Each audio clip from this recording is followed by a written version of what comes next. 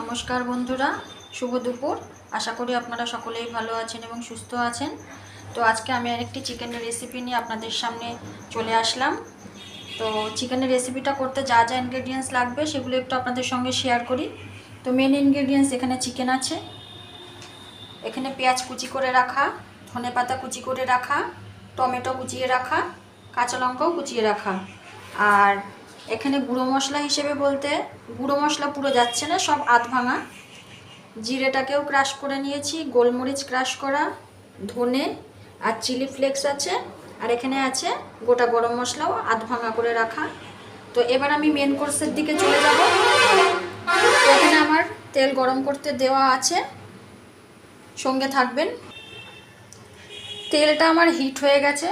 তো সর্বপ্রথমে আমি তেলের মধ্যে এই গোটা গরম মশলাটা দিয়ে দিলাম।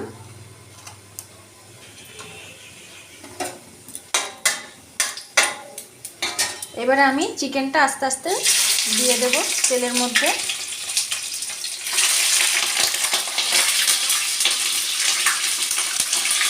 এটাকে আস্তে আস্তে ভাজবো।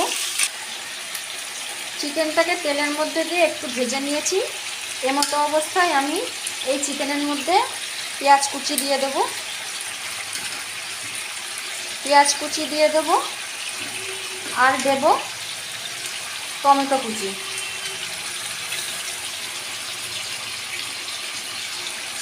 দিয়ে আমি বেশ কিছুক্ষণ নাড়াচাড়া করব।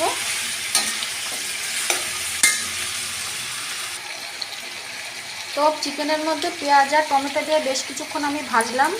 এবারে আমি ঢাকা দিয়ে দেব।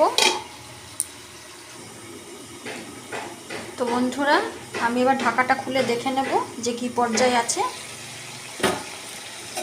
দেখুন, চিকেন থেকে প্রচুর পরিমাণে জল বেরিয়েছে,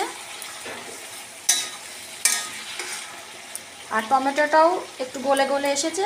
তো মতো পর্যায়ে আমি এর মধ্যে এই যে জিরে, ধনে আর গোলমরিচের ক্রাশ আছে, আর এখানে চিলি ফ্লেক্স আছে, এগুলো এর মধ্যে আমি সব দিয়ে দেব। দিয়ে আমি এটাকে আবারও নাড়াচাড়া করব।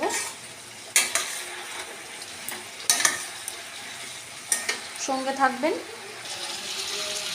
তো বন্ধুরা, চিকেন থেকে জলটা একটু কমে এসছে। এর মতো পর্যায়ে আমি লবণ দিয়ে দেবো স্বাদ অনুসারে।